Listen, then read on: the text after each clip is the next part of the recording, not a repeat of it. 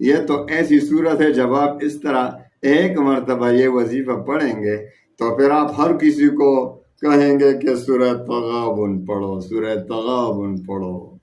سورہ تغابن سے ایک ہی وظیفے سے آپ کی ہر مراد پوری ہوگی۔ آپ کا وظیفہ کام نہیں کرے گا تو پھر میری ذمہ داری میں آپ کا مجرم۔ ایسا ہو ہی نہیں، رات ہو تو رات میں، دن ہو تو دن میں آپ کی حاجت پوری ہو جائے گی انشاءاللہ۔ ایسا سورہ تغابن کے کمالات کا آپ کو کیا پتہ ہے؟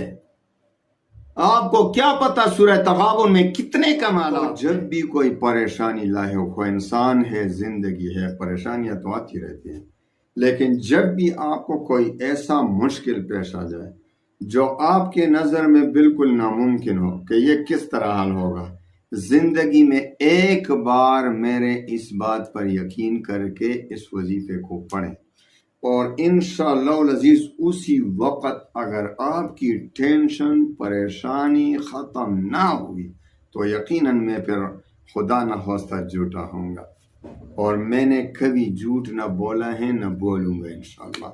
ایک بار زندگی میں اس پر عمل کریں۔ سورہ تغابن کی طاقت کا آپ کو پتہ ہی نہیں کہ سورہ تغابن میں اللہ نے کتنی طاقت رکھی ہے۔ سورہ تغابن سے بڑے بڑے مسئلے حل ہو جاتے ہیں، اور میرے کئی مسئلے، اکثر جب بھی کوئی مسئلہ پیش ہوتا ہے تو میں بچپن سے میری عادت پڑ گئی ہے کہ سورہ تغابن پڑھتا ہوں۔ سورہ تغابن کا یہ وظیفہ اس طریقے سے پڑھتا ہوں اور فوری میرا مسئلہ حل ہو جاتا ہے۔ تو آئیے آپ بھی اس پر عمل کریں۔ اجازت عام ہے، آپ کو پتہ ہے میرے وظائف کی اجازت عام ہے۔ اللہ وکفا وسلام علی عبادہ الذین اصطفیٰ، اما بعد فاعوذ باللہ من الشیطان الرجیم، بسم اللہ الرحمن الرحیم۔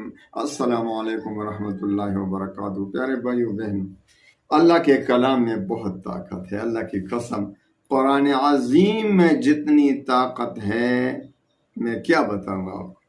آپ کس طرح یقین کریں گے یار؟ آپ نے کبھی اس پر عمل ہی نہیں کیا۔ قرآن عظیم اللہ کی کتاب ہے، اور کلام اللہ بھی ہے، کتاب اللہ بھی ہے۔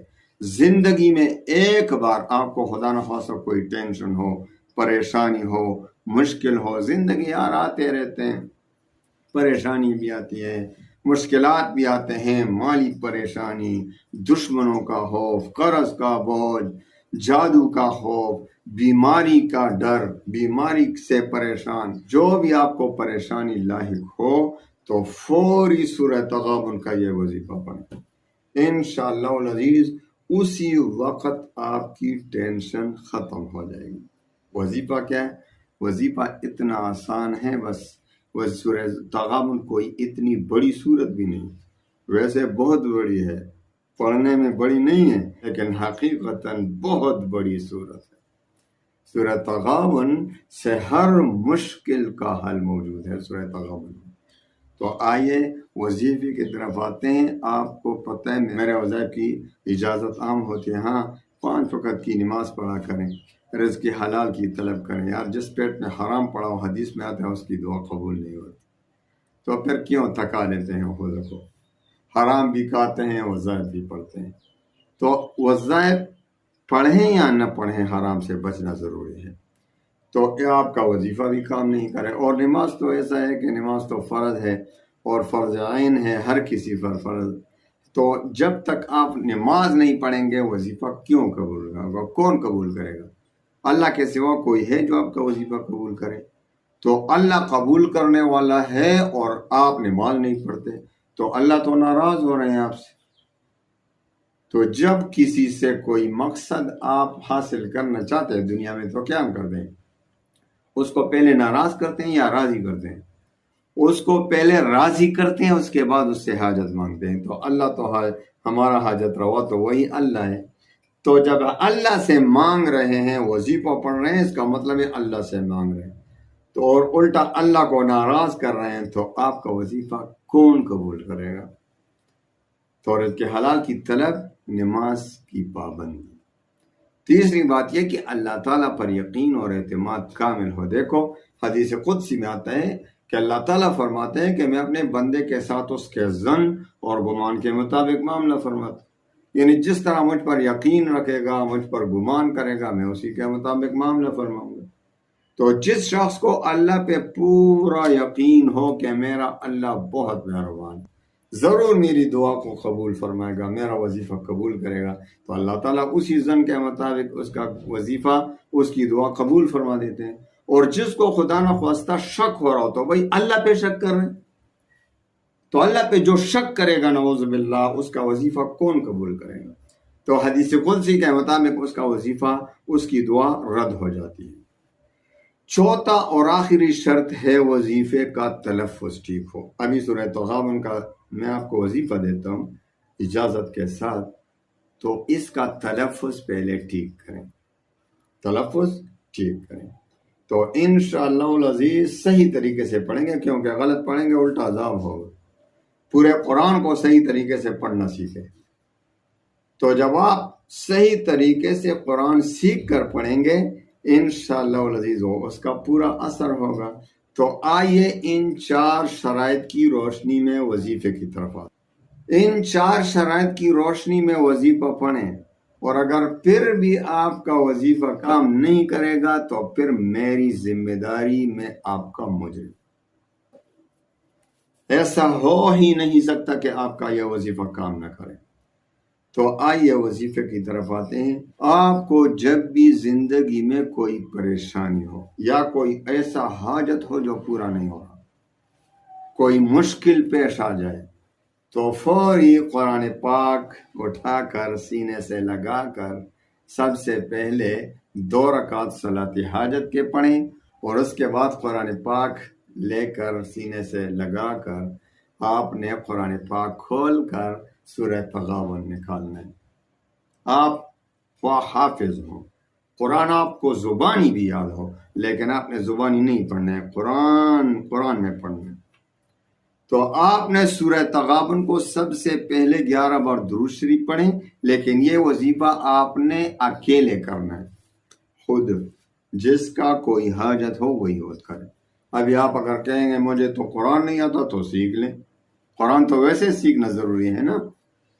قرآن تو اللہ تعالیٰ نے الماریوں کے لیے نہیں بھیجا ہے کہ بس یہ الماریوں میں رکھ لیں گے، بس پڑھیں گے نہیں، تلاوت نہیں کریں گے، بلکہ یہ تو تلاوت کے لیے، اس پر عمل کرنے کے لیے اللہ نے یہ قانون بھیجا ہے قرآن عظیم، اور آپ نے بس الماری کے سپرد کیا ہے۔ بھائی اس کو سیکھ لو۔ چلو اگر ابھی آپ کو نہیں آتا، اب ابھی سے ارادہ کر لیں، ان کو اجازت ہے جب ابھی ارادہ کر لیں گے کہ میں قرآن عظیم کو سیکھوں گا، تو ان کا اجازت ہے کہ کسی اور سے کرائے، ورنہ کسی کو اجازت نہیں، کیونکہ قرآن پڑھنا ہر مسلمان کے لیے ضروری ہے۔ تو آپ نے ابھی اگر آپ خود پڑھنا جانتے ہیں تو قرآن پاک کو نکالیں، قرآن پاک سورہ تغابن کو پڑھیں، 11 بار درود شریف، اور خوب صحیح طریقے سے 41 بار سورہ تغابن پڑھیں۔ کتنا؟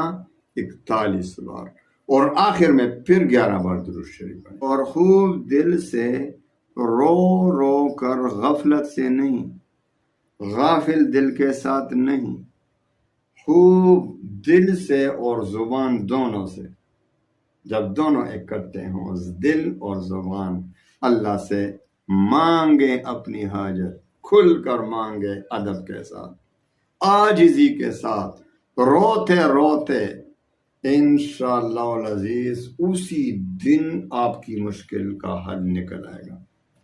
اسی دن رات ہو تو رات میں، دن ہو تو دن میں آپ کی حاجت پوری ہو جائے گی انشاءاللہ۔ ایسا سورہ تغابن کے کمالات کا آپ کو کیا پتہ ہے؟ آپ کو کیا پتہ سورہ تغابن میں کتنے کمالات ہیں؟ یہ تو ایسی صورت ہے، جب آپ اس طرح ایک مرتبہ یہ وظیفہ پڑھیں گے تو پھر آپ ہر کسی کو کہیں گے کہ سورہ تغابن پڑھو، سورہ تغابن پڑھو۔ سورہ تغابن سے ایک ہی وظیفے سے آپ کی ہر مراد پوری ہوگی انشاءاللہ۔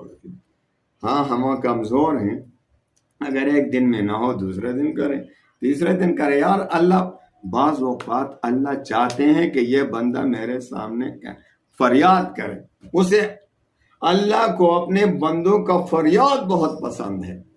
تو جب ایک مرتبہ پورا نہ ہو، دوسرے دن تیسرے دن شرائط کے مطابق صحیح طریقے سے پڑھیں، بہت جلد انشاءاللہ سورہ تغابن کی برکت سے آپ کے تمام پریشانیوں کا حل نکل گا اور آپ کو خوشیوں والی زندگی، راحت والی زندگی انشاءاللہ نصیب ہوگی.